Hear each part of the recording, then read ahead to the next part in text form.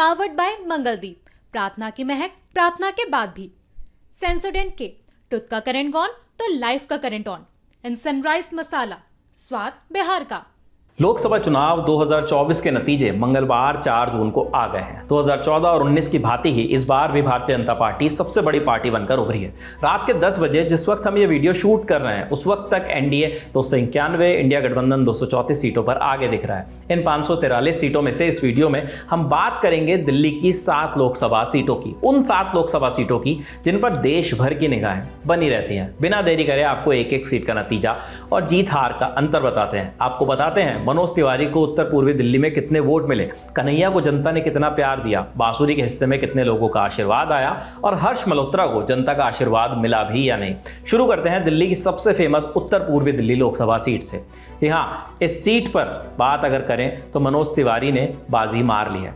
मनोज तिवारी को इस सीट पर 8,24,451 वोट मिले। वहीं कन्हैया कुमार के खाते में 6,85,673 वोट आए। यानी मनोज तिवारी ने इस सीट को 1,38,778 के मार्जिन से जीत लिया। वैसे भी इस सीट को लेकर बहुत सारे कयास लगाए जा रहे थे। ऐसे कहा जा रहा था कि शायद 2 बार जीतने के बाद एंटी इनकम्बेंसी जो है वो मनोज तिवारी पर हावी होगी और इस बार हो सकता है वो चुनाव हार जाए। और जिस तरीके से कांग्रेस ने, इंडिया गठबंधन ने देश भर में प्रदर्शन किया उससे भी ये उम्मीदें थी, लेकिन मनोज तिवारी के सामने कन्हैया कुमार का दांव कांग्रेस पार्टी का नहीं चल सका। दूसरी सीट चांदनी चौक की, यहां से प्रवीण खंडेलवाल ने जेपी अग्रवाल को हराया। प्रवीण खंडेलवाल ने 5,16,496 वोट लिए, जबकि जेपी अग्रवाल को 4,27,171 वोट मिले। इस सीट पर जो मार्जिन रहा वो लगभग 90,000 वोटों का रहा। ये सीट वही सीट थी जिसे सर्वे में मुश्किल बताया जा रहा था। ऐसा कहा जा रहा था कि चांदनी चौक की जो सीट है वहां पर मुस्लिम आबादी भी है और कहीं ना कहीं जेपी अग्रवाल एक पुराने नेता हैं कांग्रेस के, तो ये सीट चांदनी चौक से बीजेपी के लिए निकालना आसान नहीं होगा।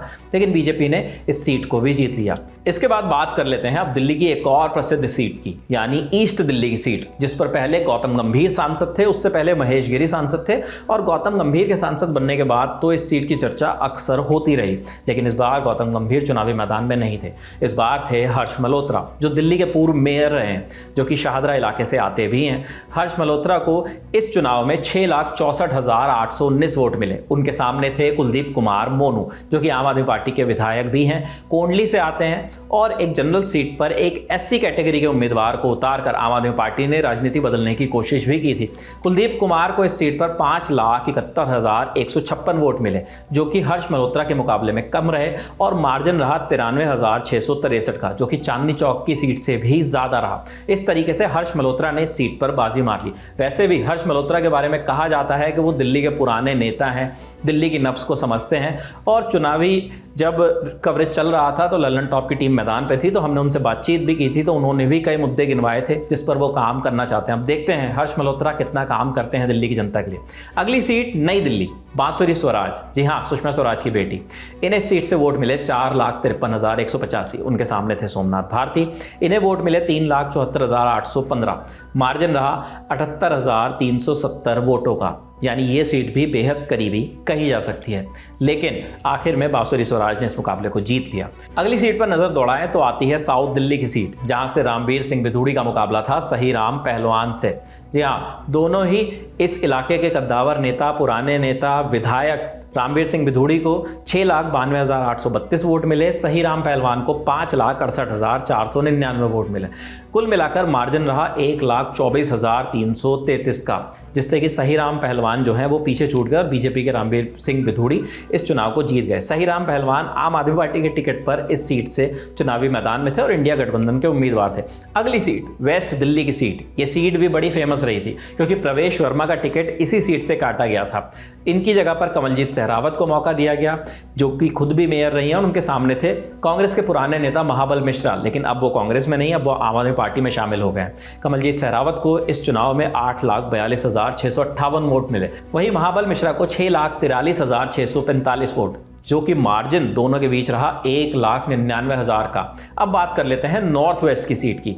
ये रिजर्व सीट थी, यहाँ से योगेंद्र चंदोलिया को बीजेपी ने टिकट दिया था और इससे पहले यहाँ से हंसराज हंस चुनावी मैदान में थे। लेकिन इस बार हंसराज हंस का टिकट कटा और योगेंद्र चंदोलिया जो कि लोकल नेता हैं भारतीय जनता पार्टी के, उन्हें मौका दिया गया। उन्हें वोट मिले 8,66,483। उनके सामने थे कांग्रेस के बड़े नेता उदित राज, जो कि 2014 में बीजेपी के टिकट पर इसी सीट से जीते थे, लेकिन अब वो कांग्रेस में शामिल हो गए। उदित राज को इस सीट से मिले 5,75,634 वोट।